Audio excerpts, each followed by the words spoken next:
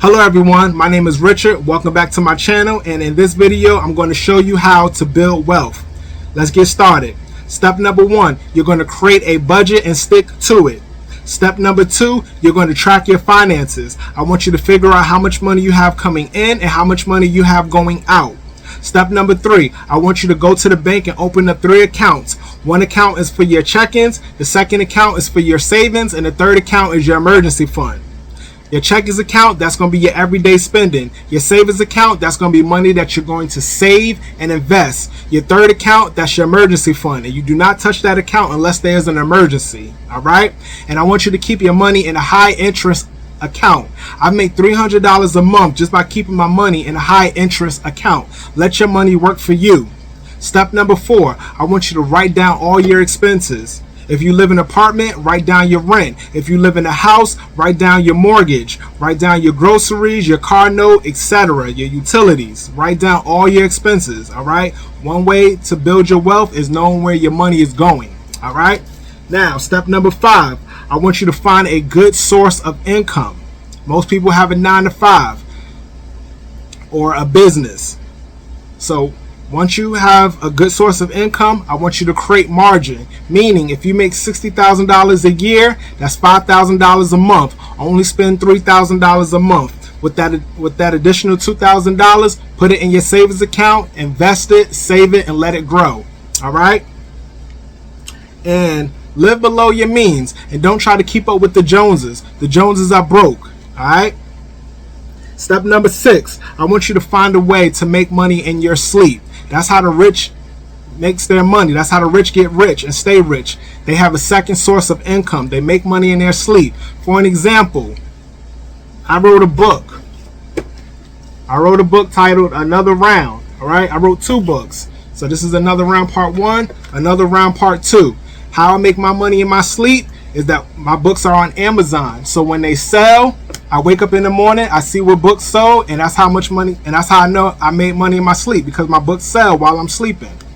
So find a gift that you have, use your gift as a second source of income. All right? All right, so let's move on. Step number 7, I want you to pay off your debt. There is no way that you can build wealth if you're in debt. So whatever loans you have, pay it off. Your car note, pay it off. Your credit cards, pay it off. You cannot get out of debt unless you pay off, you cannot build wealth unless you pay off your debts.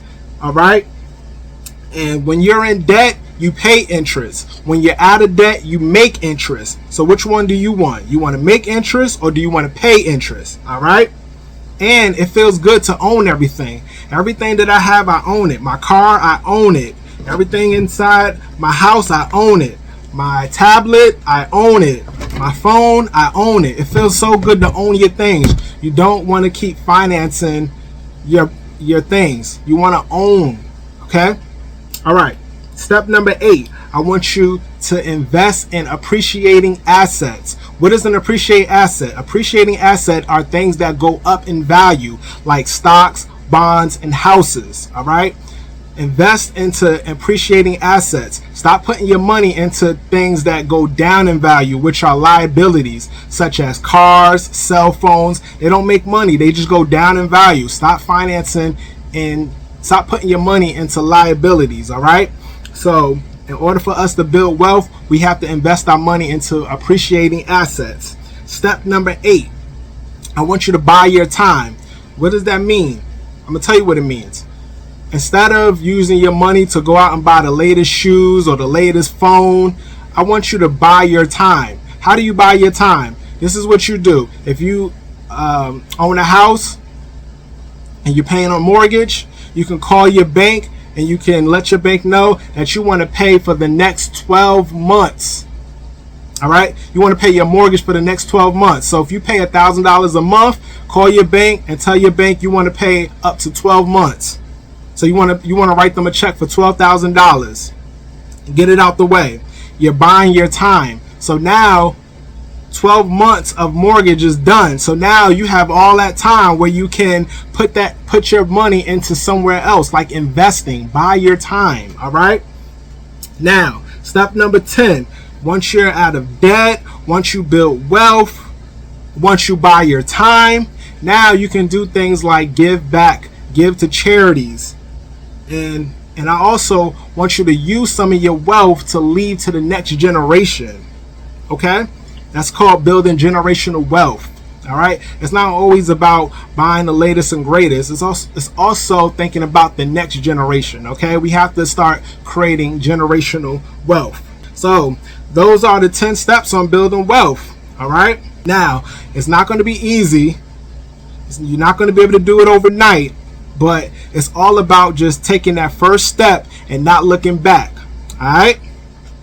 And when it comes to building wealth, you're going to have to take risks, and you're going to have to weigh the risks. All right? So when I say taking risks, that doesn't mean going to a casino and just blow $1,000 on the blackjack table or on the poker table. That's not the risk I want you to take. I want you to weigh the risk. Taking a risk is investing your money into something that you believe that's going to grow and make more money. All right? And I wanted to tell you how the poor and the rich operate.